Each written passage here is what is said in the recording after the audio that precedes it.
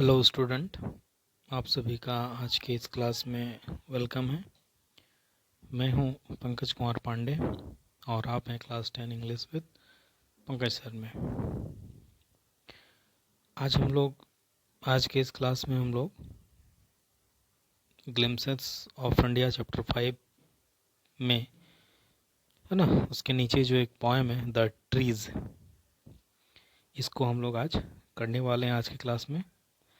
The trees, ये जो poem है, इसके जो पोएट हैं वो हैं एड्रेनी रिच। इनके बारे थोड़ा सा यहाँ पर दिया गया है, इसको हम लोग देखते हैं। Adrienne Rich was born in Baltimore, Maryland, USA, United State of America में ये पैदा हुए थे 1929 में। She is the author of nearly 20 volume of poetry. 20 से भी ज़्यादा इन्होंने वॉल्यूम, मतलब समझ रहे हैं ना, वॉल्यूम, एक पूरी की पूरी बुक तो बहुत सारी ऐसी होती हैं, तो इन्होंने लगभग 20 वॉल्यूम ऑफ पोएट्री इन्होंने लिखा है। और ये जो है, इनको एड्रिन रिच को फेमिनिस्ट और रेडिकल पोएट कहा जाता है। फेमिनिस्ट का मतलब होता है एक ऐसा जो स्त्रियों या महिलाओं के अधिकार, है ना, उनके स्वतंत्रता और समानता का समर्थन करता हो, है ना, तो उनको फेमिनिस्ट कहा जाता है। तो एड्रेनी रिच को फेमिनिस्ट और रेडिकल पोएट कहा जाता है। रेडिकल यानी कि क्रांतिकारी, यहाँ पर क्रांतिकारी होगा, तो फेमिनिस्ट और रेडिकल पोएट इनको कहा जाता है। किनको? एड्रेनी रिच को। ठीक है, तो ये थोड़ा सा इनके बारे में इंट्रोडक्शन था। आई होप आप इसको याद रखिएगा। बेल्टीमोर, मैरीलैंड, यूएसए में हुआ था 1929 में हुआ था। ठीक है, इन्होंने 20 वॉल्यूम ऑफ पोइट्री लिखा है, इससे भी ज़्यादा। ठीक है, आई होप आपको समझ में आ गया होगा। तो इन्हीं के द्वारा लिखा गया है ये पोएम द ट्री, जिसको कि आज हम लोग करने वाले हैं। ठीक है, हाँ, द ट्री बेसिकली नाम से ही पता चल रहा है कि पेड़ों के बारे हम लोग जानेंगे, किस तरह से बताया गया है। आइए देखते हैं। Can there be a forest without trees? क्या बिना पेड़ों के एक जंगल हो सकता है? Where are the trees in this poem? तो इस पोएम में पूछ रहा है कि आपको पढ़ कर के ये पता लगाना है कि इस पोएम में पेड़ कहाँ पर हैं, एंड वेयर डू दे गो, और वे कहाँ जाते हैं, या कहाँ जाने का ट्राई कर रहे हैं, सब कुछ भी। तो हम लोग अब फर्स्ट स्टैंजा को पढ़ते हैं। The trees inside are moving out into the forest. पेड़ जो अंदर में है, पेड़ जो अभी अंदर में है, अंदर यानी कि हो सकता है जंगल में ना हो या जंगल से। The trees inside are moving out into the forest, है ना, जंगलों से बाहर आ रहे हैं या जंगलों की ओर जा रहे हैं। Moving out. The forest that was empty all this days. जो जंगल जो आजकल पूरा खाली था, अभी खाली है एक तरह से, है ना, जंगल जो अभी खाली है, आजकल खाली हो गया पूरी तरह से। तो where no birds could sit, no insect hide, है ना। जो पेड़ हैं वो जंगलों से अभी दूर हो रहे हैं, मूविंग आउट हो रहे हैं। जो जंगल है वो आजकल खाली था, ऑल दिस डेज, आजकल पूरी तरह से खाली है जंगल। तो फिर नो बर्ड कुड सिट, अब जंगल जब खाली है तो पेड़ ही नहीं होंगे। हम्म तो जहाँ पर कोई चिड़िया नहीं बैठ सकती है, नो इंसेक्ट हाइड, है ना, कोई भी कीड़े मकोड़े छिप नहीं सकते हैं। नो सन बरी इट्स फीट इन शैडो। हम्म अब सूर्य जो है अपने पैरों को उसके छाँव में वो दबा नहीं सकता है, छिपा नहीं सकता। ठीक है। जब घने जंगल होते हैं तो आप देखिएगा वहाँ सन का जो छाया वो नहीं आता है, छिप जाता है एक तरह से। तो वही यहाँ पर कहा रहा है कि नो सन बरी इट्स फीट इन शैडो, है ना। अब सूर्य जो है वो अपने पैरों को छाया में नहीं छिपा सकता, इसके छाया में नहीं छिपा सकता।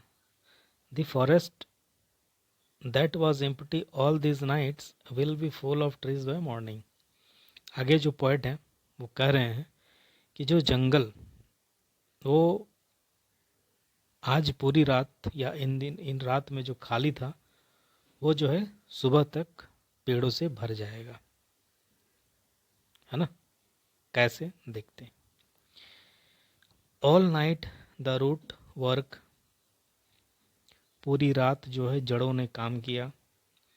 To disengage themselves from the crack in the बरामदा फ्लोर।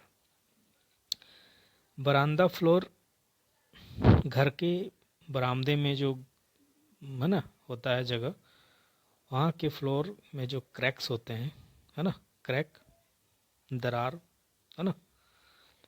तो सारी रात रूट ने काम किया। टू डिसंगेज देमसेल्व्स,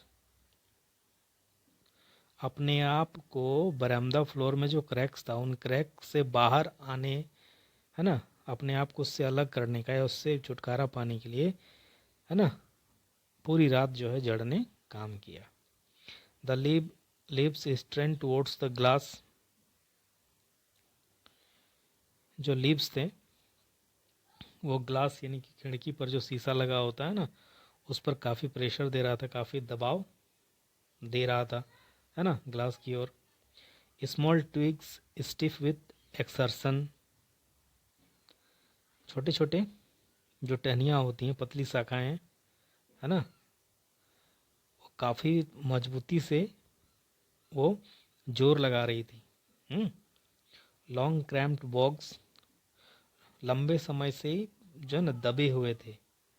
हाँ, सफलिंग अंडर द रूफ, लंबे समय से दबे हुए, तंग हो गए थे। सफलिंग अंडर द रूफ, उस sorry, long cramped box, box का है मतलब वो बड़ी बड़ी जो पेड़ की जो बड़ी टहनियाँ होती हैं, देखिए ट्विग हो गया छोटा टहनी और बॉक्स हो गया बड़ी टहनी, दोनों में इतना डिफरेंस है, ठीक है।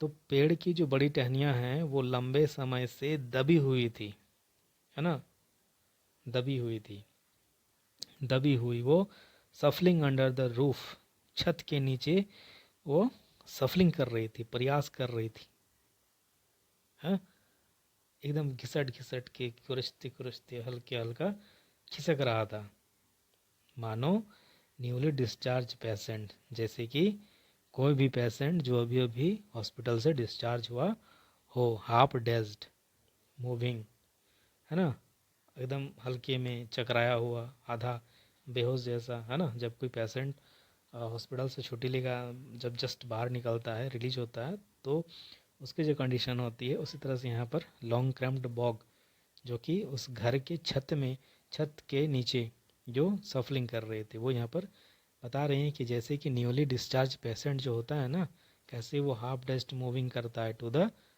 Clinic doors. डॉक्टर का जो क्लिनिक होता है वहाँ से बाहर निकलते हुए कैसे वो आता है, ठीक उसी तरह से लंबे पेड़ की बड़ी टहनियाँ सफल कर रही थी। हाँ, आ रहा है समझ में, आई होप आता होगा।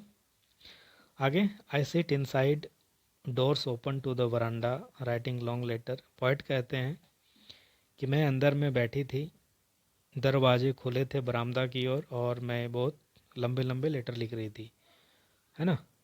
in which I scarcely mention the departure of the forest from the house. In which उन लेटर्स में मैंने स्कैर्सली, है ना, मुश्किल से, ठीक है, मुश्किल से या लगभग लगभग मैंने जो है departure of the forest from the house, घर से जंगल का डिपार्चर, घर से जंगल की विदाई, घर से जंगल एक तरह से प्रस्थान करने का मेंशन मैंने किया है उन पत्रों में. The night is fresh, the whole moon shines in a sky still open. रात एकदम फ्रेश थी, एकदम क्लियर था सब कुछ, पूरा चंद्रमा आकाश में चमक रहा था, है ना, अब भी दिख रहा था वो. The smell of leaves, the smell of leaves and lichen, the smell of leaves and lichen, पत्तों की खुशबू और लीचन. लीचन एक प्रकार का सेवाल होता है जो आप देखे ही होंगे, है ना, क्रैक्स वगैरह में घर के, है ना, छतों में या कहीं कहीं आप क्रैक्स वगैरह में ज़्यादातर उग जाते हैं. छोटे छोटे पौधे टाइप के होते हैं ये. तो उनकी खुशबू स्टिल रिचेज, अभी भी मौजूद थी, अभी भी पहुंच रही थी, जैसे कि रूम में किसी की आवाज़. ठीक है, ये पोएट बताते हैं. ठीक है, आगे